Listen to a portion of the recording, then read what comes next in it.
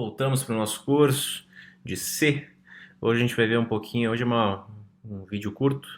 Hoje a gente vai falar um pouco de alocação dinâmica e de erros, começando pelos erros.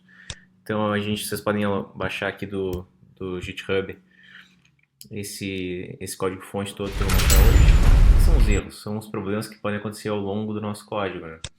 Aí, quando uma falha ocorrer em C, nessa linguagem, a gente tem que definir três parâmetros, três valores que tem que dizer: o domínio do erro, o intervalo e uma sequência de caracteres que representam esse erro. Um exemplo, então a gente tem essa função strError, que é para criar string que representa o erro.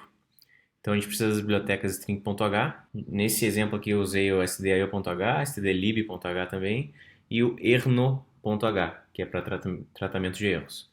Então o que está acontecendo no código? Inicialmente, aqui eu estou criando um ponteiro para file. A gente vai ver na próxima e última videoaula, a gente vai ver arquivos, como é que a gente trabalha, mas basicamente que eu estou fazendo isso, estou criando um ponteiro para um arquivo e aqui estou tentando guardar esse ponteiro numa variável a partir do que está me retornando a função fopen. Então aqui eu estou tentando abrir o nome do arquivo que estamos passando por parâmetro no argv, nos argumentos. Estou tentando abrir para a escrita, w de write, e se deu tudo certo, ele vai passar por esse if. Se ele não conseguiu retornar nada para o ponteiro do arquivo, que vai me retornar null, aí eu digo que o erro vai ser esse cara aqui, last error, vai receber o que a gente está vindo do erno. Então aqui a gente vai ter o verdadeiro erro, e aqui eu estou resetando o código de erro.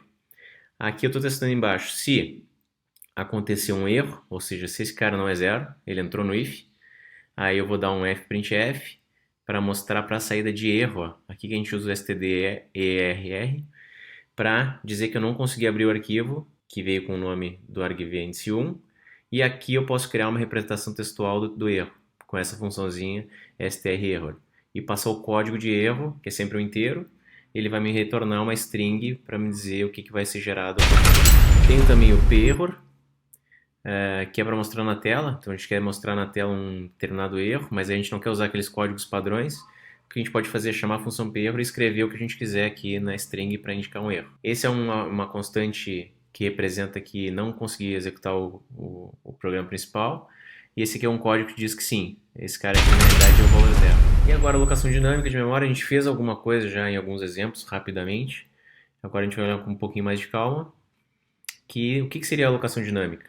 A alocação dinâmica é quando eu quero reservar um determinado espaço de memória para usar ao longo do meu código. Então, em várias linguagens de programação, quem já usou outras linguagens como Python, Java, a gente não tem acesso direto à memória, né? Já em C, como ela é um pouco de mais baixo nível, a gente consegue acessar a memória e modificar ela de um jeito mais direto. Então aqui, por exemplo, aqui primeiro eu criei uma struct, que eu defini com o typedef o nome person, e aqui dentro de cada pessoa dessas eu tenho um nome, que é um vetor de caracteres, e uma idade, um age, que é um inteiro. Defini primeiro isso, e depois eu disse que eu quero usar a função malloc, é a função usada para alocar dinamicamente a quantidade de bytes que eu passar para ela como parâmetro. Então aqui eu estou usando a função sizeof para dizer quantos bytes tem dentro dessa struct. Então dentro dessa struct ele vai lá e vai contar, a função sizeof vai contar quantos bytes eu uso para esse vetor de caracteres e quanto para o inteiro, vai somar os dois e vai retornar a quantidade de bytes aqui. E o que o malloc retorna? Um ponteiro para void. No caso, como a gente está criando para pessoas, eu tenho que dizer no cast aqui, dizer que tipo de informação que eu vou reservar. E aqui eu posso finalmente guardar num ponteiro, apontar para o primeiro endereço de memória, a partir de onde ele vai reservar os espaços para mim. Na hora de usar esse espaço reservado, no caso de uma struct, eu vou lá e uso a setinha para acessar os campos, o nome e a idade. Posso preencher eles conforme eu quero.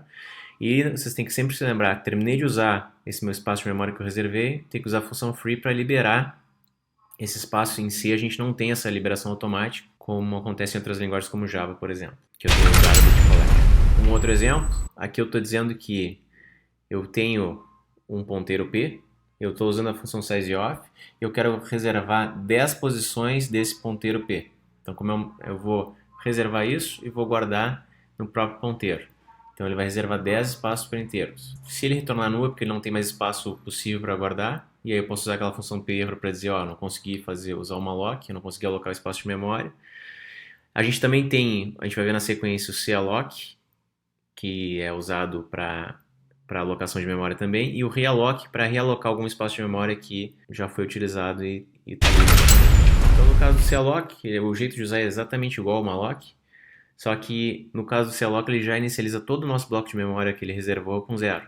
No caso do malloc ele deixa lá o lixo, o que tiver de memória, e a gente pode sobrescrever do jeito que a gente quiser. Então o calloc é um pouquinho mais seguro nesse sentido. E na hora de liberar, basta usar o free. Tem um ponteiro que foi reservado através do malloc, chamo o free, passo o meu ponteiro P e ele vai liberar todo esse espaço de memória que é apontado por P. E no caso de realocar, aqui eu tenho um exemplo, vou aumentar um pouquinho aqui.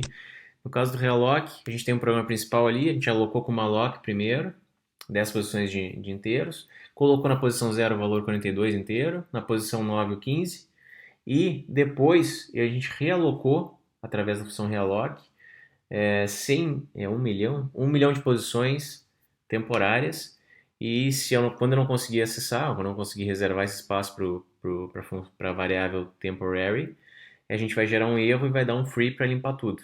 É isso que acontece ali naquela função. Vocês vão ver que depois, mesmo reservando esse espaço todo, aquelas posições iniciais continuam válidas. Até a 10, não tem problema.